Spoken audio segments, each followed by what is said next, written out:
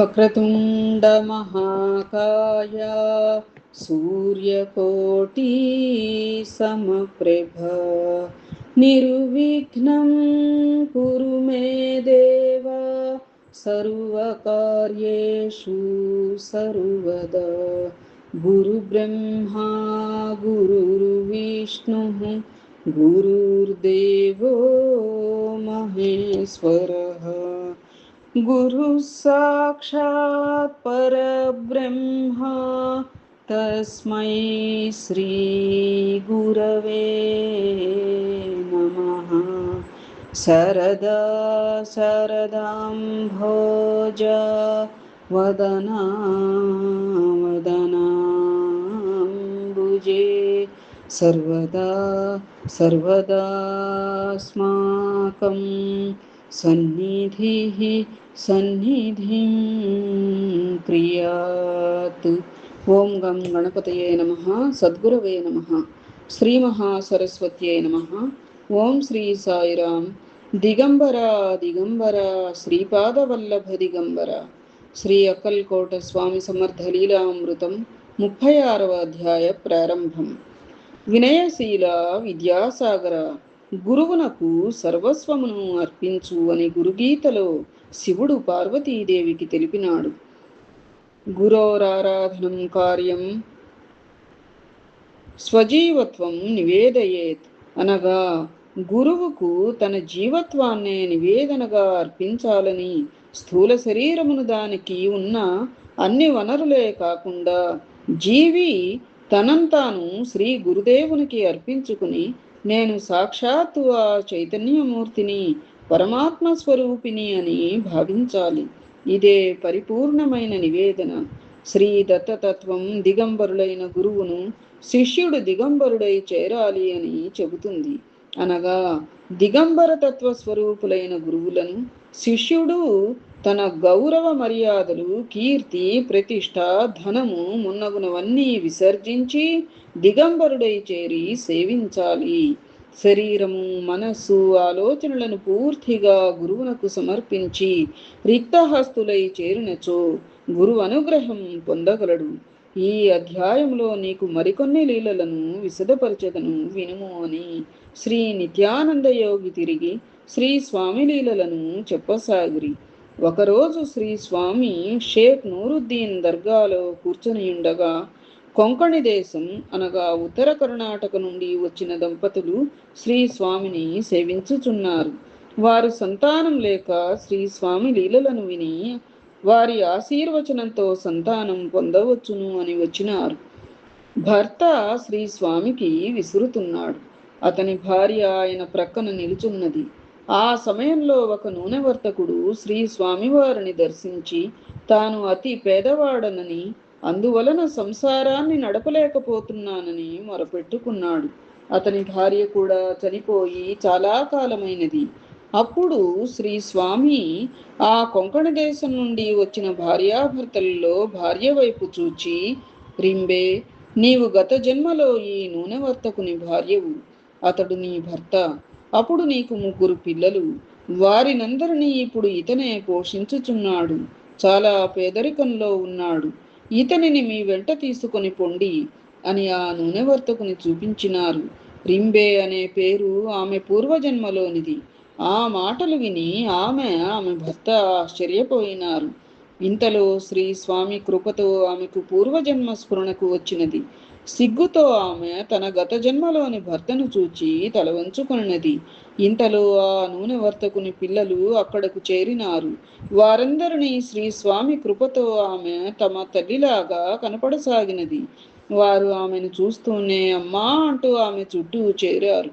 అప్పుడు శ్రీ స్వామి ఆమెతో, నీవు ఈ నూనె వ్యాపారితో కలిసి వాని ఇంటికి వెళ్ళు. అక్కడ పడమటి వైపున రంగులు పూసిన ఒక కర్ర పాతి ఉంటుంది. నీవు గత జన్మలో దాని క్రింద చాలా ధనం దాచి ఉంచావు. దానిని బయటకు తీసి ఇతనికి ఇచ్చివేసి తిరిగి ఇక్కడికి రా అన్నారు. ఆమె తన భర్తతో సహా పూర్వజన్మలోని వారితో కలిసి ఆ ఇంటికి వెళ్ళి అక్కడ పాతిపెట్టిన ధనమంతా తీసి వారికి ఇచ్చినది. తిరిగి అందరూ శ్రీ స్వామి సన్నిధికి చేరినారు. శ్రీ స్వామికి తాము చెప్పినట్లు చేశామని ఈ దంపతులు విన్నవించుకున్నారు.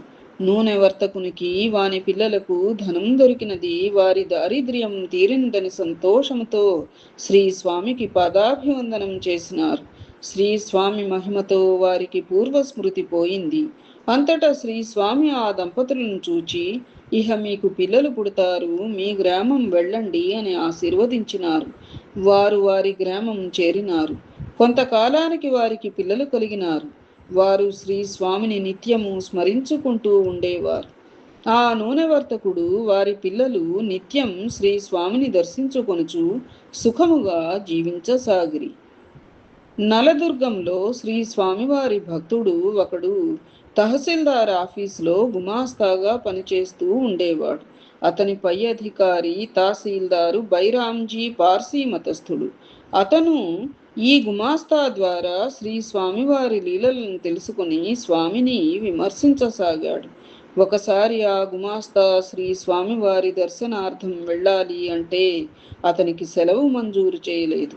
మరుసటి రోజున శ్రీ స్వామి స్వయంగా నలదుర్గం వచ్చారని తెలిసి గుమాస్తా శ్రీ స్వామిని దర్శించుకున్నాడు.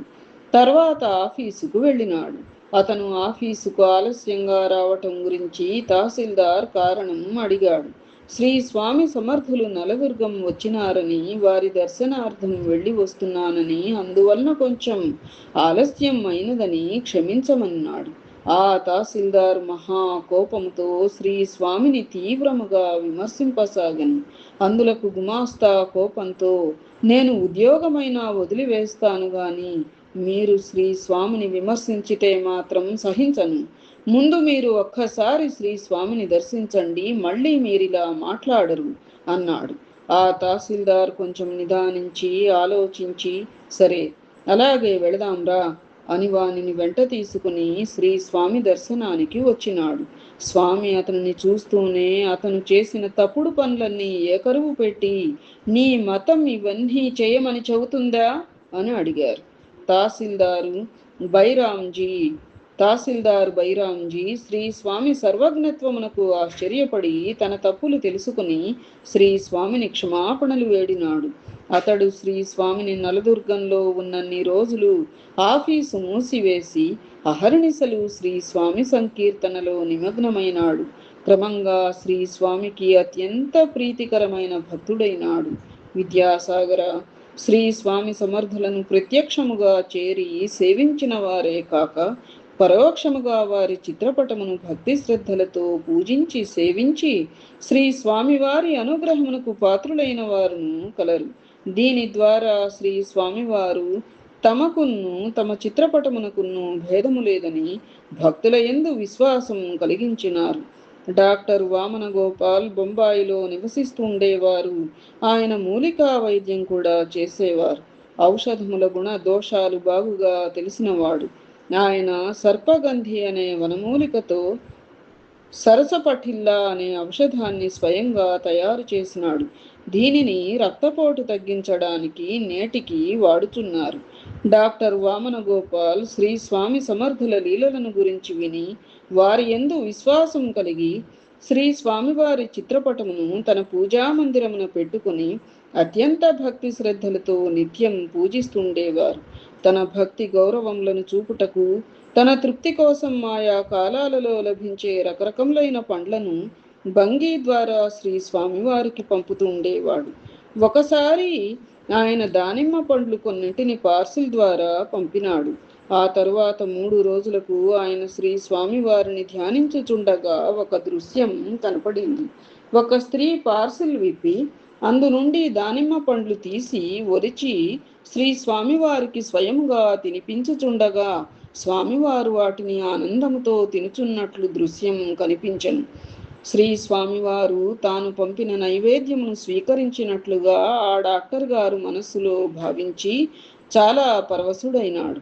అప్పటి నుండి శ్రీ స్వామివారికి వారి చిత్రపటమునకు భేదం లేదని ఆయన గ్రహించి ఎంతో భక్తి శ్రద్ధలతో పూజించుచు తన ధ్యానమును కొనసాగించుకొనుచు ఆధ్యాత్మికముగా ఎంతో అభివృద్ధి పొందెను. ఒకనాడు సంతానము లేని ఒక స్త్రీ శ్రీ స్వామివారిని దర్శించి సంతానం ప్రసాదించమని కోరినది. శ్రీ స్వామివారు ఆమెను చూసి, నీ రాతలో బిడ్డలు లేరమ్మా అన్నారు.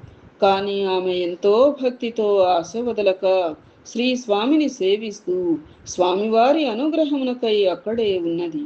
ఒక రోజున శ్రీ స్వామివారు ఆమె శ్రద్ధ విశ్వాసములకు చాలా ఆనందించి, నేను సత్యలోకానికి వెళ్ళి బ్రహ్మదేవునితో తగవులాడైనా సరే నీకు బిడ్డలిప్పిస్తాను అని 2 ఖర్జూరకాయలు ఇచ్చి ఆమెను భోజనానంతరం తినమన్నారు.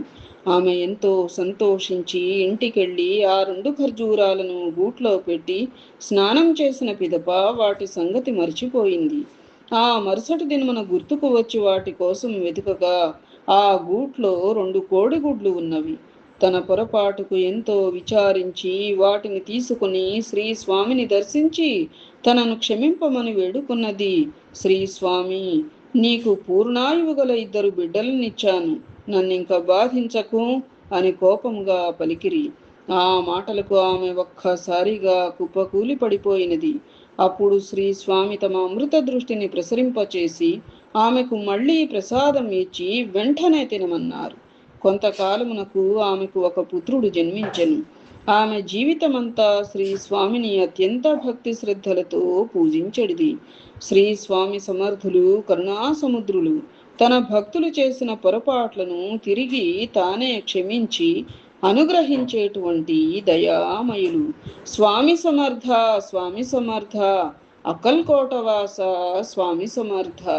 ఇది విద్యాసాగర శ్రీ నిత్యానంద యోగి సంవాద రూపంన శ్రీ దత్తాత్రేయ సంప్రదాయ శిష్య పరంపరలోని శ్రీ శ్రీ శ్రీ స్వామి విఠలానంద సరస్వతి మహారాజ్ శ్రీ విఠల్ బాబాజీ విరచిత శ్రీ అక్కల్కోట స్వామి సమర్థ లీలామృతం 36వ అధ్యాయం సంపూర్ణం.